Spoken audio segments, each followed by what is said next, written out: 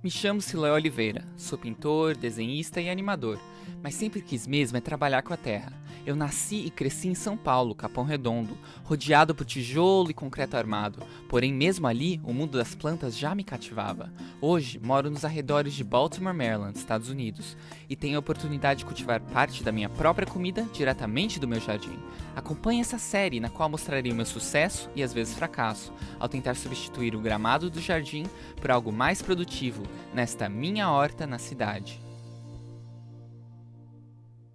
Nos Estados Unidos, a primavera vem com toda a força, repleta de surpresas, uma explosão de flores, o voo das abelhas em ritmo sincopado, o orvalho rendado em volta dos brotos. O solo nos chama. A temperatura é perfeita, é tempo de plantar vegetais. Mas, ao contrário das hortas de antigamente, com suas fileiras retas e manutenção constante, quero criar sistemas que possam produzir com menos esforço. Embora o nosso terreno tenha uma boa área, várias árvores altas no quintal de trás me impedem de cultivar hortaliças lá. Então, restam os quintais da frente e do lado, que recebem luz solar direta. O cultivo de plantas comestíveis no quintal da frente é uma prática antiga, que somente agora está voltando a se popularizar. É o sistema mais sustentável para o cultivo de verduras e vegetais. Precisamos deixar para trás alguns conceitos insustentáveis e noções artificiais do que um jardim deve conter, de canteiro em canteiro, e descobrir outras dimensões de beleza e praticidade que a natureza pode nos ensinar. Nessa jornada estou experimentando, aprendendo e tentando diminuir um pouco do meu impacto sobre o meio ambiente. Como eu quero colher vegetais o mais rápido possível e aproveitar ao máximo o calor do verão, devo iniciar as mudas dentro de casa mesmo. Este processo é essencial em lugares de clima temperado, como nos Estados Unidos e extremo sul do Brasil. Em climas tropicais, isso pode ser feito do lado de fora. A vantagem de germinar sementes em copos ao invés de diretamente no chão é que isso protege os brotos de lesma e outras pestes enquanto pequenas. Eu uso o seguinte método para germinar mudas dentro de casa. Em um prato ou bandeja, com um guardanapo de papel, coloque água suficiente para umedecer o papel completamente. As sementes precisam dessa umidade para germinar. Polvilhe as sementes sem deixar que se amontoem em grupos. Em seguida, cubra o prato com plástico filme. Deixe-o em lugar quente e mais escuro. Eu gosto de colocá-lo em cima do aquecedor de ar. Esse método faz com que as sementes germinem com rapidez. Com cuidado, perfure o fundo de copos plásticos usando uma broca. Encha-os com substrato orgânico. Coloque-os em bandejas. É importante a utilização de copos flexíveis com lados lisos, porque facilitam o transplante e podem ser reutilizados. A única desvantagem desse método está no uso de plástico. Eu não gosto do plástico, mas ele tem algumas boas aplicações. Então eu guardo e reutilizo esses copos tantas vezes quanto posso. Assim que as sementes germinarem, eu as planto cuidadosamente nos copos. Essa é a parte mais tediosa e cirúrgica desse processo. Eu uso copos altos porque eles fornecem espaço para as raízes crescerem, e transparentes porque deixam mais luz chegar até as plantinhas. Como são copos grandes, as mudas podem crescer até o tamanho propício de plantá-las no solo do lado de fora. Isso garante que a planta não sofra tanto, fazendo com que ela cresça mais rapidamente. Esse método é especialmente adequado para as plantas que gostam de calor, como tomate, pimentão e berinjela. Este ano, eu estou plantando alguns dos meus vegetais e ervas favoritas. Se você é novo na jardinagem, comece com poucas plantas, com alguns dos vegetais que você gosta mais. Prepare-se para o sucesso e o fracasso. E se tudo der errado na primeira vez, continue tentando. Depois de ter plantado todas essas sementes, com cuidado, molhe o solo bem. Coloque as bandejas sob luz fluorescentes, com 6 a 9 centímetros de distância. É bom colocá-las perto de uma janela que permita a luz natural entrar para complementar o espectro de luz. Não utilize lâmpadas que produzem calor. É claro que em climas tropicais isso não é necessário. Você pode colocá-las do lado de fora, protegidas com um pouco de sombra. Cheque diariamente para garantir que o solo esteja úmido, mas nunca encharcado. Molhe com cuidado. Eu gosto de usar uma garrafa de água com buracos na tampa feitos com alfinete. Em algumas semanas, suas plantas estarão prontas para o plantio.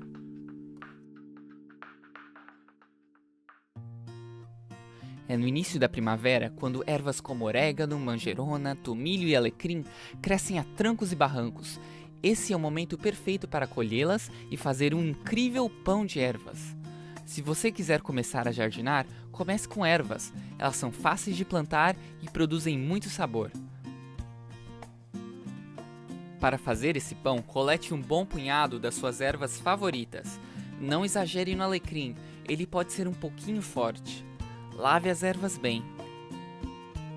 Tire os caules das ervas, se eles forem fibrosos.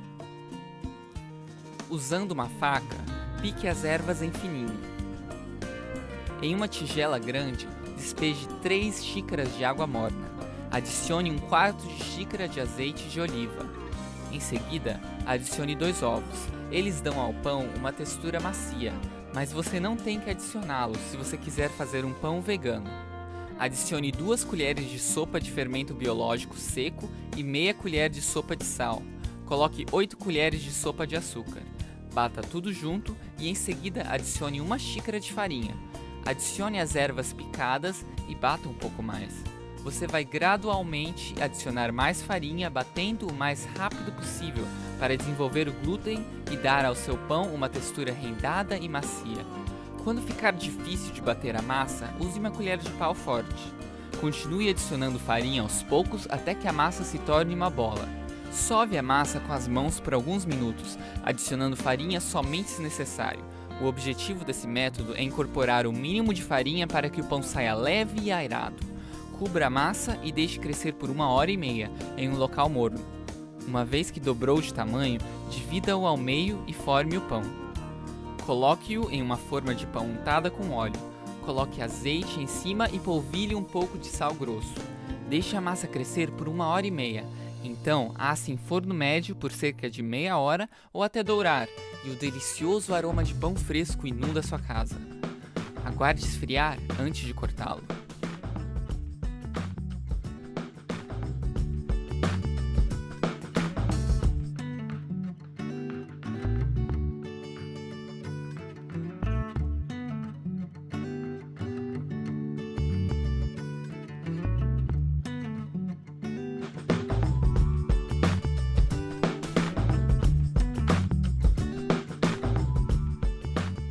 Em seguida, aprecie os primeiros frutos do seu trabalho, a olhar para o futuro sonhando com jardins de colheitas abundantes.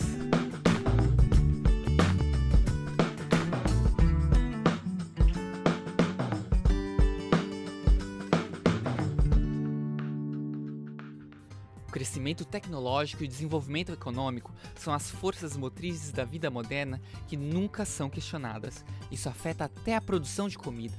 A comida moderna já não é mais apenas comida. Os alimentos de hoje em dia são produtos industrializados, fabricados, marcados, etiquetados, embalados e vendidos.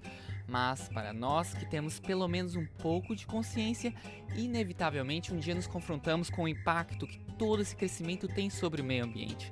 A forte dependência dos combustíveis fósseis, a contaminação do ar, de água e de alimentos com produtos químicos, a destruição de ecossistemas, tudo isso para fornecer comida supostamente conveniente e barata. E isso é bom, não é? Fica difícil decidir. A terra está aqui para você explorar. Não, está aqui para você proteger e usar de forma sustentável. Não, o que vale é crescimento, Não, o lucros, que vale é o empregos, bem-estar da dinheiro, comunidade, máquinas. saúde, O povo precisa comer. Me chamo Siloé Oliveira, sou artista, animador e nos fins de semana trabalho com a terra. Eu acredito ser possível tornar-se menos dependente do agronegócio industrial. Acompanhe essa jornada onde viso transformar o meu quintal nos arredores de Baltimore, Maryland, em minha horta na cidade. Eu acredito que a razão principal para plantar sua própria comida de uma forma mais sustentável e criativa seja a razão educacional. É somente através do cultivo que você compreende plenamente o verdadeiro valor do alimento. É também a melhor maneira de se sentir ligado à terra. Se você nunca fez isso antes, você pode estar pensando que é um processo exaustivo. E bem, às vezes é, mas não precisa ser o tempo todo. Estou aqui para mostrar que você também pode se tornar parte da solução para uma sociedade mais sustentável. Através desse experimento, podemos aprender juntos. No último episódio, eu mostrei como fazer mudas para o jardim. O verão aqui nos Estados Unidos está para chegar e, à medida que algumas flores começam a desaparecer e a temperatura sobe, eu sei que é hora de preparar o solo para o plantio. Nos anos anteriores, eu plantei vegetais na frente e no lado de nosso terreno, porque esses são os locais com maior exposição solar. No entanto, quero plantar mais alimentos, um canteiro de cada vez. Eu quero fazer um canteiro experimental no fundo do quintal. Como você pode ver, o meu quintal de trás é coberto pela sombra dessas árvores, que infelizmente fazem com que o cultivo de vegetais seja impossível. Mas eu estou olhando para o fim do terreno, que é mais ensolarado. Espero que eu possa plantar mais vegetais lá. Já que esse canto fica um pouco distante da minha casa, eu quero usar um método de plantio que não precise de muita manutenção. Eu quero só plantar e depois vir aqui somente para colher. Eu também não quero ter que regar muito. Portanto, em vez de um canteiro de jardim normal, vou construir um canteiro estilo Ugelkultur. Teoricamente, ele retém a umidade por mais tempo por ser rico em matéria orgânica. Baseia-se nos princípios da permacultura, um sistema de design criado por Bill Mollison na Austrália, que minimiza o esforço e maximiza a produção. Este sistema usa a natureza a seu favor, em vez de lutar contra ela. Neste caso, com canteiros estilo Ugelkultur, vou usar galhos, folhas secas e palha como um recurso positivo para manter a umidade. O que muita gente vê como lixo, um passivo, eu vejo como um recurso, um ativo. Mas antes da natureza trabalhar comigo, eu vou ter que batalhar um pouco contra ela. Este local tem muitos galhos e espinhos e mudar isso não vai ser fácil. Para iniciar, uso um tesourão e uma enxada de jardim para cortar e puxar os galhos. Se você trabalhar lentamente, retirando um pouco a cada dia, é incrível o quanto você pode fazer. Certifique-se de saber se alguma das vinhas que você está tirando era venenosa.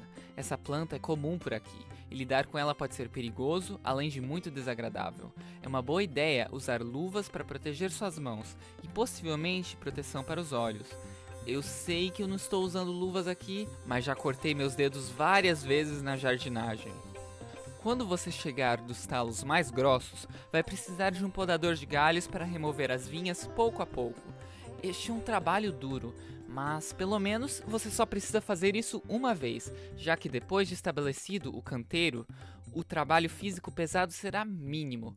Esse canteiro estilo Ugelkultur, teoricamente, irá diminuir a necessidade de regar e fertilizar no futuro. Remover essa árvore morta na mão vai ser muito difícil. Se você também tem um toco de árvore e deseja removê-lo, prepare-se para um pouco de trabalho árduo. Meu pai me ajudou com esse passo. Nós decidimos escavar lentamente ao redor da árvore, cortando raízes à medida que avançávamos, até que fomos capazes de remover o tronco completamente. Para cortar raízes grossas, você precisará usar um machado. Isso tudo levou cerca de 3 horas, mas no final valeu a pena. Depois de limpar a área, você pode começar a construir o canteiro. Um canteiro Ugelkultur verdadeiro não exige que você cave, já que você o constrói a partir do solo mesmo e em camadas, colocando primeiro uma camada de papelão, troncos em decomposição, em seguida galhos e finalmente solo enriquecido com adubo, cobrindo tudo com palha. Esse canteiro pode ter até 1,80 m de altura. Isso aumenta a área de superfície para a plantação e cria microclimas. E depois de 1 ou 2 anos, torna-se completamente independente de água, já que os troncos e galhos em decomposição dentro dela servem como uma espécie de esponja. Embora não seja necessário cavar, é preciso um monte de galhos, troncos e solo, algo que eu não tinha. É por isso que eu construí um canteiro estilo Ugelkultur menor e afundado. Primeiro fiz uma cova de meio metro de profundidade por toda a área do canteiro, então eu enchi a área com troncos apodrecidos e galhos, e em cima disso uma camada com galhos finos, folhas e palhas, que eu retalhei com um tesourão. Finalmente, eu coloquei o solo de volta por cima, tendo assim um canteiro de cerca de meio metro de altura. Esse canteiro ficou pronto para ser fertilizado e plantado. Esse processo é sem dúvida cansativo, mas lembre-se, você só tem que fazer isso uma vez. E quando você ver o crescimento que esse método suporta e começar a desfrutar da colheita que ele fornece, você vai esquecer facilmente todas as dificuldades.